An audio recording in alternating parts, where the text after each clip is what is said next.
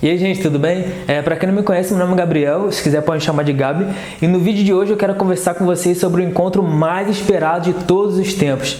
Eu sei que talvez você ache estranho isso, mas o encontro que eu estou dizendo é entre Jesus e o diabo. E por que esse encontro então é tão importante? Porque se você lembrar, após Adão ter pecado, Deus imediatamente dá uma promessa para ele. E que promessa foi essa? Está lá em Gênesis 3, versículo 15. Farei que haja inimizade entre você, a serpente, e a mulher, e entre a sua descendência e o descendente dela.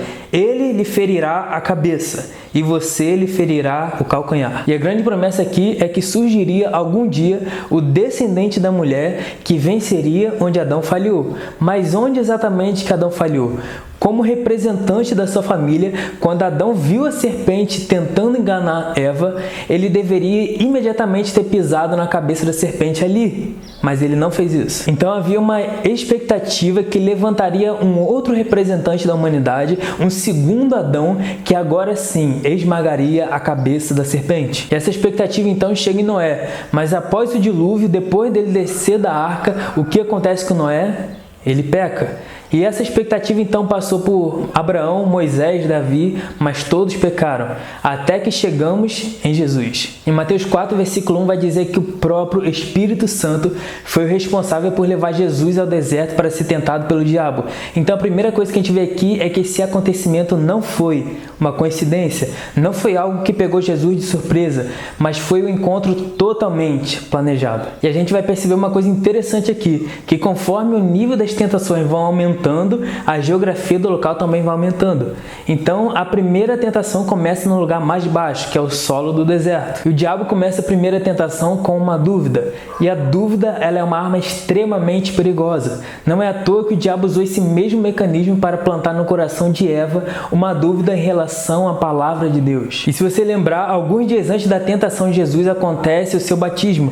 E a Bíblia vai falar então que nesse momento que Jesus foi batizado, os céus se abriram e ele ouviu a mensagem do próprio Pai dizendo: "Este é meu Filho amado, a quem muito me agrado". Então perceba que Jesus, antes de ser tentado, ele ouviu a mensagem que ele era um filho. Mas mesmo assim o diabo tenta colocar a dúvida no coração de Jesus e diz: "Se você é filho de Deus". Ele não diz "já que você é filho de Deus", mas ele diz "se".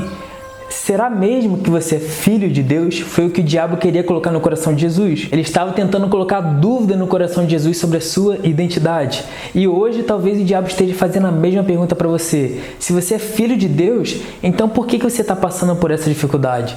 Será que você é realmente filho de Deus? Será que você é tão amado quanto ele te disse? O diabo então continua dizendo no versículo 3: "Se és filho de Deus, mande que essas pedras se transformem em pães". O que o diabo estava querendo fazer ali? Ele queria que Jesus escolhesse o conforto do que escolher o sofrimento que Deus havia colocado sobre ele. E qual foi a resposta de Jesus? Jesus disse: "Está escrito, nem só de pão viverá o homem, mas de toda palavra que procede da boca de Deus".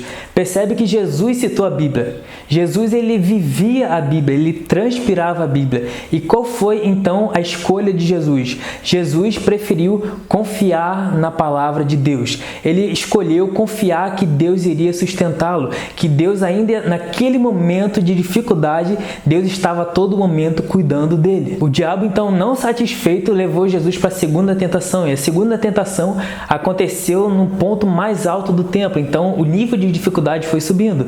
E a Bíblia vai falar em Mateus capítulo 4, versículo 6: "Se você é filho de Deus, jogue-se daqui, porque está escrito: aos seus anjos ele dará ordens ao seu respeito, e eles o sustentarão nas suas mãos, para que você não tropece em alguma pedra". O diabo pensou assim: calma aí, já que Jesus citou na primeira vez a Bíblia, então o que eu vou fazer? Eu também vou citar a Bíblia. E Jesus não vai ter o que fazer, porque como que ele vai contrariar a palavra de Deus? E uma das coisas que sempre me perguntam no Instagram é: Gabriel, tem base bíblica para esse pensamento? Gente, a coisa mais fácil que tem é achar a base bíblica para algo.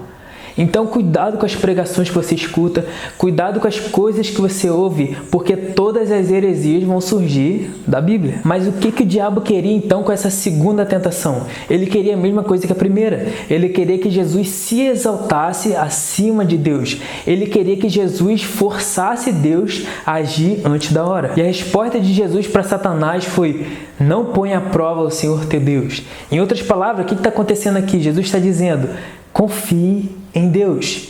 Confie na palavra de Deus. Confie que Ele vai agir à maneira dele. E Ele vai agir no tempo dele. Para a gente entender então, a primeira tentação aconteceu no solo do deserto, a segunda tentação no ponto mais alto do templo e a terceira tentação no topo de um alto monte. E a Bíblia vai dizer então que o diabo levou Jesus para o topo de um alto monte e mostrou todos os reinos do mundo e disse: se você se prostrar e me adorar, eu te darei todos esses reinos. E no versículo 10 Jesus vai dizer: vai embora, Satanás, porque está escrito: adore o Senhor seu Deus e preste culto somente a Ele. Gente, aqui acontece uma coisa inacreditável, porque a criatura, ela pede ao seu próprio Criador para que se ajoelhasse e o adorasse. E em troca, ele daria tudo que Deus já havia dado para Jesus, só que sem a parte do sofrimento. A terceira tentação, então, o diabo oferece para Jesus um atalho, mas um atalho sem passar pela cruz. E eu sei que você já viu em vários filmes, quando Jesus é crucificado, o diabo está lá mega feliz, empolgado, comemorando, mas eu quero dizer que essa não é a verdade. A verdade é que o diabo nunca quis que Jesus fosse para a cruz. E vemos isso claramente quando Jesus começa a conversar com seus discípulos de como ele iria morrer, de que era o propósito da sua vinda vir na terra e morrer. Mas Pedro imediatamente ele corta Jesus e diz: Jesus, você não vai morrer. Eu não vou deixar você morrer, nem que primeiro eu morra, mas eu não vou deixar que o Senhor morra. Então Jesus diz o que para Pedro? Jesus diz: afasta-te de mim, Satanás. O diabo tentou Jesus, mas não conseguiu vencê-lo, porque a terceira tentação era para que Jesus se tornasse rei sem passar pela cruz, porque o diabo sabia que a cruz era o seu fim. Somente na cruz Jesus vence a morte. Ei, presta atenção nisso daqui, não há cristianismo sem cruz. Enquanto o primeiro Adão ele buscou conhecimento na árvore e por isso ele morreu, o segundo Adão, Jesus Cristo, ele morreu por nós numa cruz para nos dar o conhecimento sobre quem Deus é. É somente através da vida de Jesus que conseguimos enxergar o quanto Deus é bom, o quanto Jesus é generoso e o quanto Ele nos ama. Gente, esse foi o vídeo de hoje. Se você gostou, não esqueça de compartilhar essa mensagem. Também não esqueça de se inscrever aqui embaixo, porque isso ajuda muito o crescimento do canal. E até a próxima!